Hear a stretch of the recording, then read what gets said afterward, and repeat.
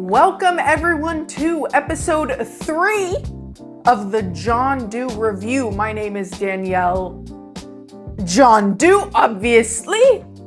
I got this little mic on me and I have had a pretty tame past 2 weeks. So this episode I'm assuming is going to be shorter than usual, but I also talked about how last episode I'm really bad at anticipating how long these are going to be when I'm actively recording it. My guess is going to be 15-20 minutes on this one. Let's see if I'm right. But yeah, it's my birthday month. We are in the lovely month of February, the month of love. And I have a couple of things to talk about. Not that much, I feel like. Or it's like a decent list of stuff, but I just don't really have that much to say this episode. We'll see. For this episode, we're going to be talking about, one, how having a podcast is actually really embarrassing. And how I'm grappling with those emotions. Other than that, we'll be talking about what it means to have beef with me, because I have some lurkers on this page. You know who you are. Who I have beef with. What are you doing here? This is awkward. Ticketing wars, because everyone is going on tour right now, and it's all a lot. It's all a lot. It's all really expensive for no reason. We'll get into it. Surviving the freeze or not freeze that happened in Texas / the entire US. And having to buy Fiji water. Recovering from the worst leg day of my entire life. Hunter and my sister-in-law's greedy behavior in regards to cake. And then AI images. Need I say more? Okay, first topic. Having a podcast is embarrassing, okay? You're probably like, why, Danielle? Or you're immediately like, yeah, it is. I'm actually hate watching this as we speak. And like I said before I started this, because it's fun. And honestly, I've been having a lot of fun. I know we're only on episode 3, so that might change. Who knows? But it's become more embarrassing because I've caught active beef people. I'm saying that wrong. People that I have active beef with lurking on my profiles, specifically TikTok, because TikTok will tell you like, oh, so-and-so viewed your video or so-and-so viewed your profile, right? And this is people that I have beef with. And look, I don't have beef with many people. And by beef, I mean like actively if their name gets brought up, I'm like, I don't like that bitch. And male or female, okay? Because we're inclusive here. And for me, it's if I have beef with somebody, it's either one of two things, or it could be both, honestly. It could be, one, they were on some bullshit, or they were on some funny shit, and like, I don't mean funny like haha, like funny weird, and I called them out, and then things went from there. And or it could be number 2, they just think I'm really fucking annoying. And honestly, I'm not going to be everybody's cup of tea. I'm very aware of the fact that I'm not like other girls. No, I'm not trying to be like, oh my God, I'm so unique. I'm so unique. I'm so special. But my entire life, I have heard the same theme of something's off. And usually it's either from a place of love or a place of like, oh my God, somebody shut her up. And I understand it. Like even what did one of my coworkers say? When I first started at my current job, one of my coworkers I was just chatting with her and it wasn't even work related. She goes, Danielle, I've never met anyone like you. And I was like, thank you. I think. The word I was looking for, like peculiar, or maybe acquired taste, maybe. And my goal isn't to be liked by everybody, so that's fine. Like, I would, in this day and age, I would be concerned about my character if I was liked by every single person I came across. For obvious reasons, because the world is on fire. I don't know, and so it's been making me feel a little embarrassed, because I'm like, what are you doing here? This is supposed to be my safe space. And you're not welcome. If you're somebody I have beef with and you know who you are. Oh, my contact just went out of focus. Back on topic. If we have beef and you know who you are, literally leave. You are not welcome here. I don't want your juju ruining my vibe right now. So I'm still getting over it. I'm still getting over the fact that I'm posting these videos, and a part of me does low-key want to stop because it's like, ugh. Every time I upload something, I'm like, what am I doing? This is so gross. Moving on. Okay, the war on ticketing. I'm a part of a certain fandom that I don't like to claim because, and look, if you're a part of this fandom and you're like, fake fan, call me fake all you want. I don't care. I don't like to announce it because there's some behaviors within the movement that I'm just not about and I don't like to be associated with. But a group that I am into is going on tour this year. And I, along with my cousin and a couple of my friends, were like, okay, they're back. We're getting these tickets no matter what. But here's the thing. We know, and if you buy tickets, you know, if you don't get them when the like main sale happens, those resale ticket prices are insane. I'm talking, I wanted to go to Ariana Grande, $20,000 for nosebleeds. What? Who's buying that? So we locked in specifically. Okay, so some of my friends were like, okay, we just want to be in the room, and that's fine. You could be in the room. Me, my cousin, and my other friend were like, if we were like, if they can't, I don't even know if I want to say this on the podcast. I'm going to make it family friendly. If they can't throw water off the stage and I can't catch it in my mouth, we're too far. If you catch my drift, don't judge me. But also we were like, ultimately though, we want to be close, but if we're not, it was a weird middle, because if you've ever been to a concert, sometimes floor tickets are kind of annoying because if you're not close to the stage, then you're just kind of having to look above people. And like, I'm tall and I've been floor for Beyonce, and we were only, I want to say we were row like 15 out of like almost 30. And people have, you know, their phones up, their hands up, and I'm 5'10", and even that was kind of annoying to have to look over. And so we were like, okay, if we get floor, it's got to be within the first 5 rows. But if it's not within the first 5 rows, i.e. water distance, if you're just listening to this, I winked at the camera. I'm going to leave it there. If it's not within water distance, then we're just going to go for the first ring of 100s. And so how this sale works is there's a pre-sale and then there's the public sale, right?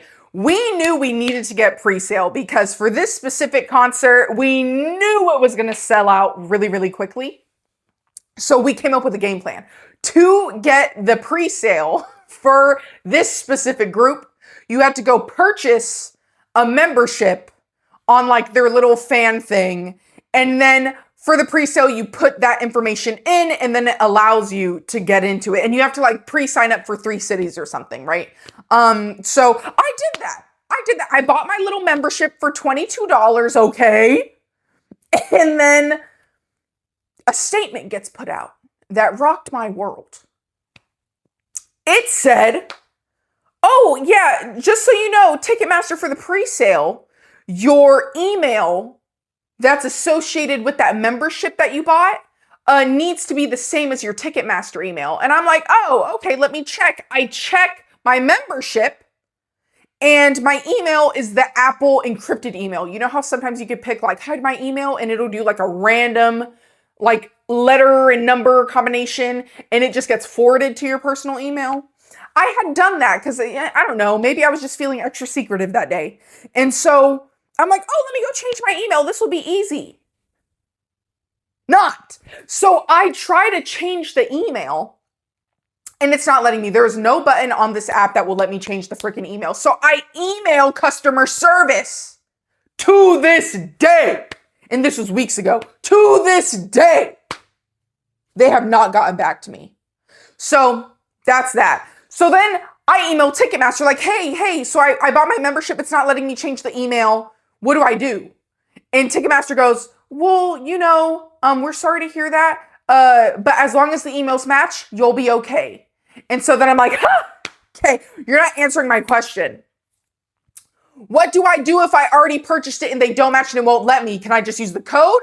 Will you guys allow for this type of scenario? Because I saw online that a lot of people who purchased their membership were going through this. Surely the course of action isn't, oh, sucks to suck, go buy another membership. I bet you could guess what happened. But anyways, they respond back to that with, well, just the emails have to match. So then I respond again, okay, I'm just going to need you to say it blatantly so I can cry about it. Is what you're saying, I just need to buy another membership. And then the lady got back to me and she was like, yes, ma'am, you just need to buy a membership, sorry. And I was like, fuck. So I repurchased the membership, whatever. It was $22, but now this is a total of $44 that I've gotten just for this pre-sale membership. But I'm trying to lock in, okay? Because if you know me, and when it comes to ticket prices and getting tickets and whatever the fuck, I suck at it. I'm really bad at it. I'm very unlucky when it comes to this stuff. And so I'm like, I need to cover all my bases and try to do this well. Okay. So I told my cousin, I got my membership. She's like, I got my membership. I tell my friend, I got my membership. Hey, but this happened though. Watch out for this. So my cousin's like, oh yeah. No, my emails match. My friend though is like, fuck. She had the same problem and she also had to buy another membership, which to me it irks me. It irks me that one, why is it not a feature on your app to change an email? You could change everything but the email on that app. And then two, your customer service just isn't going to get back to me. Here's my theory. They saw that was an issue. They didn't care because they knew people were going to get desperate enough. And by people, I mean me. We're going to get desperate enough and just repurchase another one because it is only $22. But I'm like, that's so icky. It's the principle. It's the principle. The day comes.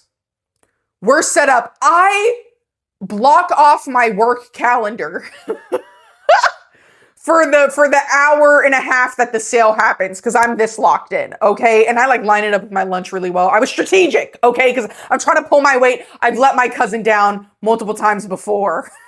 So I'm trying to redeem myself. My cousin has her boyfriend also purchase a membership. Has he seen anything from this group? No. Does he even really care?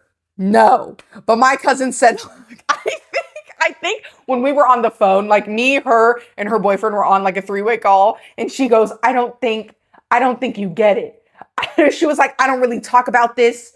I don't think you understand. This is the concert. So, that's all she kept saying. This is out of all the concerts, this is the concert, which I'm right there with you, sister. Okay. And he's just there. He's just on the call okay, I got the membership, y'all. I get it. So they're set up. I'm set up at work. My friend, shout out her husband though, he did lock in because she was at work and she couldn't be there for the pre-sale. And so he got on at home. Does he know this group at all? Really? No. But shout him out as well. He was like, you know what? Because all of us were like, guys, we have to lock in. And he understood the mission. We log into this queue. We have to go through SeatGeek because whatever reason, our stadium only went through SeatGeek. But honestly, I sound way more angry than I actually was because I use SeatGeek all the time. Some people were really, really upset about it. But so we all log on, the queue opens, we're in the waiting room, we're like, oh my God, and then it starts. And SeatGeek doesn't tell you, how Ticketmaster will tell you people, you have 5,000 people ahead of you. SeatGeek just shows a progress bar. They kind of somewhat immediately jump up in the bar. My bar doesn't move, my friend's husband's bar doesn't move. Long story short, my cousin, which I don't know how she does this, gets in fairly quickly, gets us phenomenal seats. We ended up not doing floor. We opted for the 100s, low in the 100s, right center stage. Oh my God, it's going to be amazing. We have an amazing view of the whole thing and we're close. Not within quote unquote water distance, but that's okay. That's okay because at least I have a view if you catch my drift. Um, and so she was able to secure that. Her boyfriend gets in for another date at the same venue, like not too long after her, but we decide to not even bother with it. Mine never moves. It doesn't move an inch. I kept it open for an hour and a half. I don't know if it's because I was on work Wi-Fi or whatever, but my job's Wi-Fi is pretty fast, but whatever. It doesn't move an inch. My friend, who her husband was doing it for her, his, I think, like barely moves. But by the time it's like almost 2 hours out, we're like, bro, just give up. Like, this is pointless. And I'm glad, thank God my cousin got in, because these resale tickets for where we're seated in the stadium are like $3,000. And so we won. Was I able to redeem myself? No. Am I a little embarrassed about it? Yes. Does my cousin still think I suck in regards to ticket prices? She quite literally said, quote, "The only people I have faith in are me and my boyfriend." When it came to purchasing the tickets, and it really was them at the end of the day that did it for us. So you know who you are. Thank you. Another artist went on sale, Harry Styles. Look, love him. $1,000 for Pitt is crazy. Haven't gotten tickets. Why are we doing 30 nights in New York? I don't know his strategy. But it's getting really, really frustrating that concerts and live music is becoming a luxury. And are not even is becoming, is very much a luxury now. Like, it's so, so unfortunate. So I really hope that trend of 1,000 for the Pit and almost 1,000, and you're not even on the floor, you're in seated seats in the arena for $800. I think that's crazy. I also think it's very tone deaf, because these people know it's extremely, extremely, extremely expensive to live in the United States right now. And what's crazy too, love Harry down, don't get me wrong. The group that we bought tickets for, the sale price, we didn't buy resale, is lower than what he's doing for equivalent seats for his show. And like, Harry doesn't put on like a performance. Like, he sings really well. He has a live band. Sure. He walks around, does a little jig, go white boy go. And then that's it. You're telling me people are dancing their asses off and sweating and gyrating and choreography and visuals and hair and this and that. And you're just standing there singing with a little jig every now and then, and you sound great and the band's great, but you're going to charge that much? I just feel like it's a little tone deaf. And in New York. So you already know most people are going to have to fly out and book hotels in New York, which is already expensive. Whatever. Girl, I probably already talked 10 minutes on this topic. Moving on. Quick bit about the Texas freeze. It didn't really freeze. I was a little concerned. Me and Hunter were a little concerned. We were in college when that freeze happened a couple years ago. Like, a bunch of people lost power for days, weeks. Some people even died. It was really, really awful. And so I was a little worried. I was a little concerned that it was going to get really bad and we would lose power. And like, now I'm not in a dorm. Like, we are in a house right now. So, you have to worry about your pipes breaking, and it's not like we can just up and go to a friend's house, because there was going to be ice on the roads. Allegedly. Excuse you, Ash. But no, it ended up not being that bad. It did like ice over, I think for one night, but it really wasn't awful. Why I'm a little annoyed that it didn't, end up being that bad is because when we went to buy water, as you should, it's so annoying how people are like, Texans, when there's a freeze, buying water and freaking out, because people died, Jim. People died. And so we wanted to try to at least have, some non-perishables in water. We go to Costco, pull up to the water area. It's naked. All you see is the little cots that the water would have been on, except the $40 Fiji. Mm-hmm. And did we? Mm-hmm. Mm-hmm. We ended up not using it, so we just have 40 bottles of Fiji water in our kitchen. So In any emergency, at least we'll have fancy water. For my leg day story, my sister-in-law and my husband. Well, right now, okay, so my sister-in-law, she's like my friend. Okay, you'll hear me say friend and sister-in-law because she was my friend. That's how I met it's a whole thing. They're twins, right? She is living with us right now to finish out, I forget the word she uses, but she's in school to become a physical therapist assistant. And so right now where she's stationed for a couple of weeks is pretty close to us. So she's staying with us for, I think, about 2 months or so. We're in month 2 of the stay, and she has been inspiring us to work out more. Okay. So we did leg day last Thursday or last Tuesday, one of the days. And I hate legs. They hate legs too.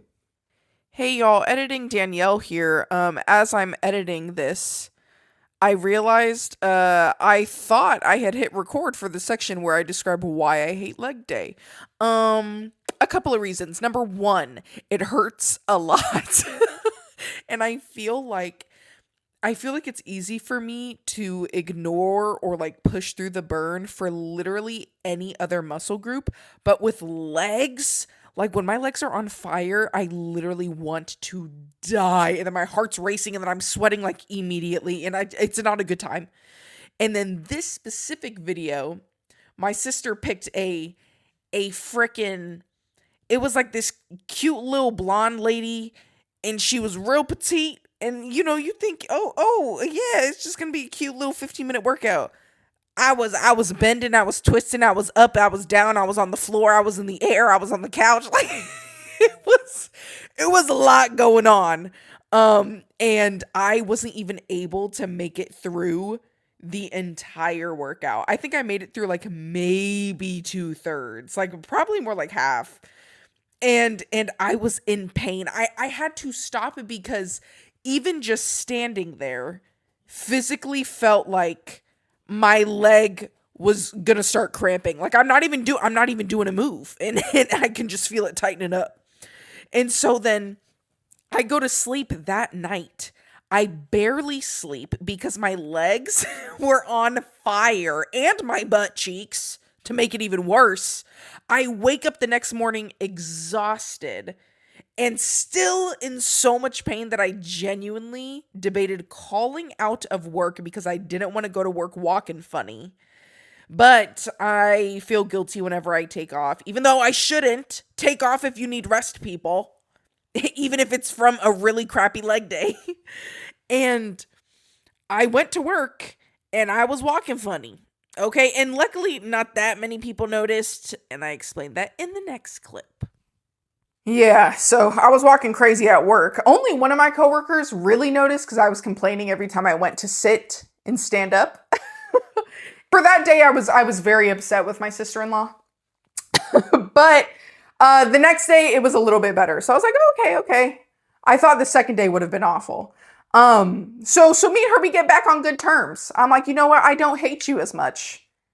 Here comes the cake debacle. She brings home a strawberry, like a boxed strawberry slice of cake from one of her classmates. Something happened and there was boxed strawberry cake. And if you didn't know this, look, I'm not a cake person, but when it comes to boxed strawberry cake specifically with some cream cheese frosting, ooh, that'll do it. That'll do it. Okay, so she brings it home. She's like, yeah, guys, we could have this for dessert after dinner. I'm like, yes. We're playing a game. As we date everything, if you watched last week's episode, we were playing date everything.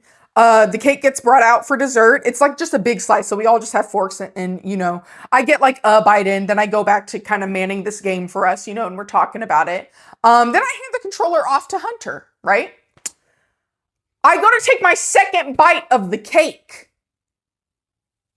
All these whores left me on the plate was the thinnest, the thinnest, most minuscule layer of cake, and then like all of the frosting on the back end of the slice of cake. And mind you, it was a thick piece of cake, so it's like this like thick chunk of frosting just like up on its side while the rest of the cake was eaten, so it's just like empty. And mind you, the cake was like layered, like there were layers in it. And all they ate was the cake, and then they'd skip the layer and then eat the other part of the cake and then skip the layer. So it's like the rind of this cake. Mind you, I've been working hard, playing date everything, witnessing all kinds of atrocities so we can find love with our date aviators. And they leave me the rind of this goddamn cake. Anyways, I lose my mind. I lose my mind.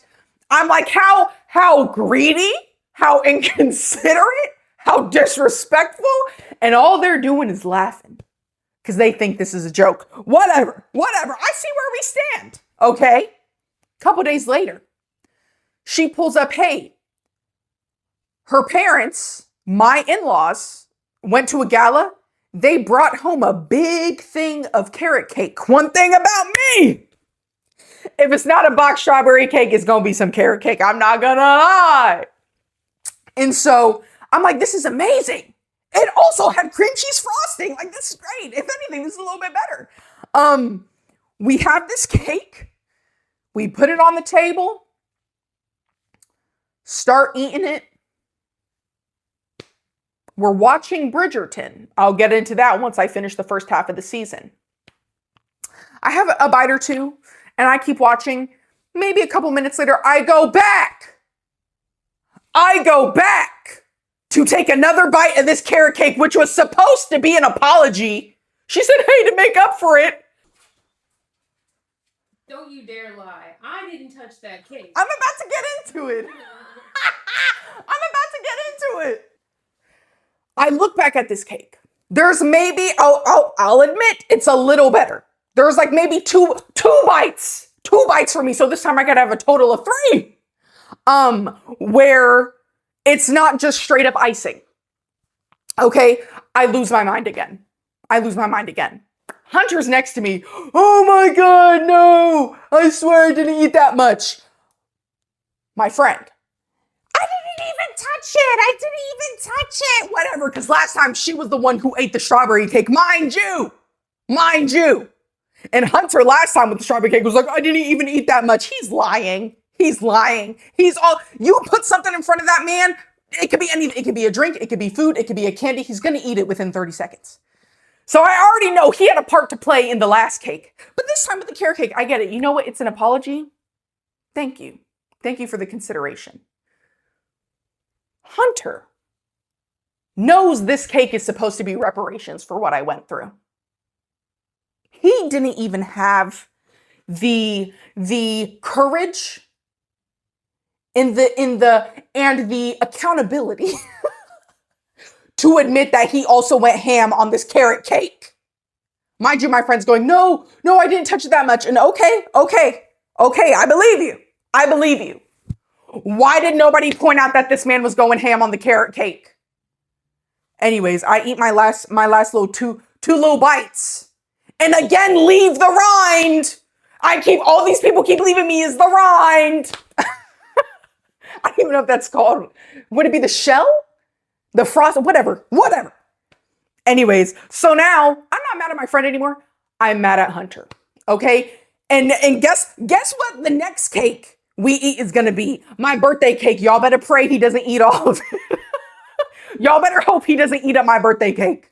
To end the episode, AI images. Look, what I'm about to say, if you do this, I'm not judging you. All I'm saying is it gives me really, really bad secondhand embarrassment. Like really, really bad. And I'm someone who like, if I get secondhand embarrassment so easily, and it could be in any format. Like it could be real life, it could be in a show, it could be in a book, it could be in whatever it is. Sometimes it gets so bad, like I feel physically sick and I have to pause it and like walk away from the situation. What's causing this for me now is AI is its own issue right now.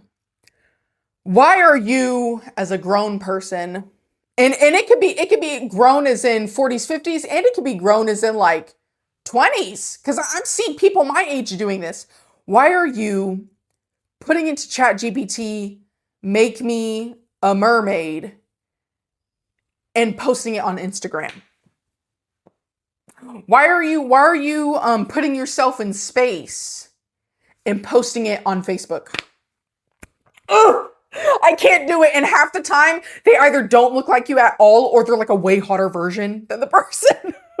Stop it, for my sake. All right, guys, that's it for this week's episode. Now I need to rate the last 2 weeks, right? Because this is the John Doe review. So we're going to do out of 5 stars as we usually do. I'm going to give the past 2 weeks 3 stars. Not great, not bad. You know, kind of middle of the road. Maybe, you know what, because I was able to secure the tickets that I wanted to secure, I'm going to give it 3.5 stars. And by me being able to secure, I mean my cousin. Shout out you. You know who you are. Thank you.